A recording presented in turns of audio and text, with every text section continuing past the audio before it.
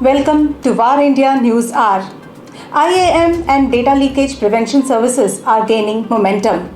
From the start of the COVID-19 pandemic times, the demand for the visibility of identity and access management, that is IAM, has increased as high priority in getting remote access secured and the increased protection needed around digital transformation initiatives. With the rapid growth and pace of digital business, IT leaders now recognize the importance of IAM. As a result, demand for IAM and digital identity technologies has increased significantly along with rapid investments. The access management market is expected to reach $19 billion in 2024, up from $13.7 billion in 2001. Yet, with the flurry of investment and development of existing IAM technologies, not all technologies are ready for production. Some will require more extensive proofs of concept. With this, the environments become more digital and cloud-enabled. IAM leaders need to ensure that they can manage the increase in volume and velocity of machine identities required to support digital business needs. At the same time, as more companies encourage employees to work from anywhere on any device, data loss prevention, that is DLP, is rapidly evolving from nice to have to must have. In the past, DLP was associated with complicated deployments and pervasive operational management issues, but DLP is more strategy than product, so success depends on methodology and execution. Machines such as servers, cloud environments, RPA and applications all require digital identities. These digital identities will enable IAM leaders to apply the most appropriate security policy to manage and control all of these entities. Experts say the implementation of DLP is often seen as a challenge, and consistent data loss prevention policies can dampen usual business activities, and DLP cannot stop all attacks and nor can it mitigate the risk of poor business processes. A DLP program is a risk reduction, not a risk elimination exercise. The COVID-19 pandemic has accelerated the need for robust identity proofing in digital channels and also prevented many of the in-person interactions where identity proofing has typically taken place. Furthermore, organizations have elevated their digital transformation initiatives, and with that, so has the need to know who is really on the other end of that internet connection. Gartner predicts that 80% of organizations will be using document-centric identity proofing as part of their onboarding workflows, which is an increase from approximately 30% today.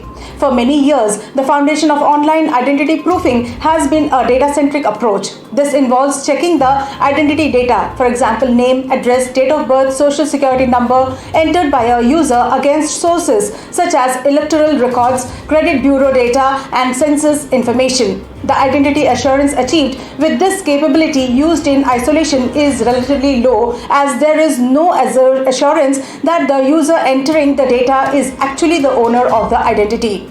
Let's look into today's headlines in VARINDIA.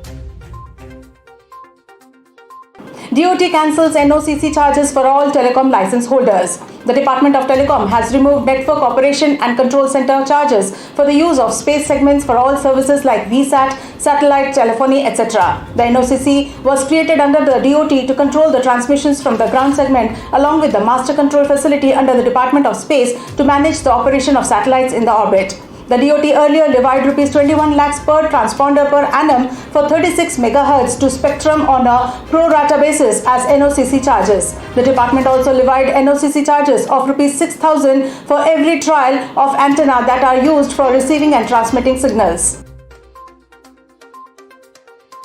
Google Assistant to auto-update breached passwords from now on. Tech giant Google had announced that it would be introducing a feature in Chrome for Android that would allow Assistant to help users change stolen passwords in a few taps.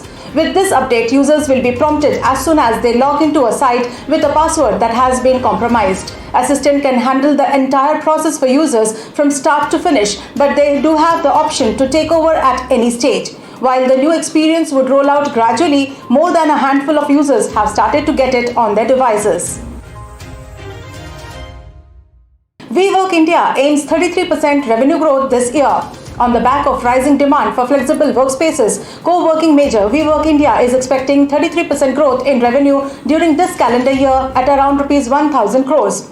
WeWork India has leased 1 million square feet in the first quarter. The current average desk size for managed offices is 1,000 to 1,500 desks as compared to 600 to 700 desks in the pre-COVID era. The company has become profitable for the first time during January to March 2022 with a profit of Rs 25 crores at earnings before interest, tax, depreciation and amortization level.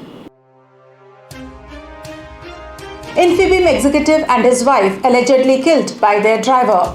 R. Shrikant, the head of corporate finance at finance company Infibeam, and his wife were allegedly murdered by their driver in Mylapore in Chennai. Shrikant and his wife Anuradha had just returned to India after visiting their daughter in the United States. Their driver Krishna picked them up from the airport. Through the driver's call details and FASTag messages, the cops found that he was driving along the Chennai-Kolkata highway and arrested him when he reached Ongole in Andhra Pradesh. The driver confessed to having killed the couple, stolen their valuables and buried their bodies in a farmhouse. PM Modi to launch Madhya Pradesh startup policy this week. Prime Minister Narendra Modi will virtually launch Madhya Pradesh Startup Policy and Implementation Plan 2022 at the Brilliant Convention Centre in Indore on 13th of May. The Madhya Pradesh government is launching its Startup Policy and Implementation Plan 2022 to promote startups and encourage budding entrepreneurs in Madhya Pradesh. This startup policy has been specially developed to strengthen and bring to reality the entrepreneurial ideas of the youth of the state. Concurrently, about 18 startups are being incubated under Smart City in the Gwalior district.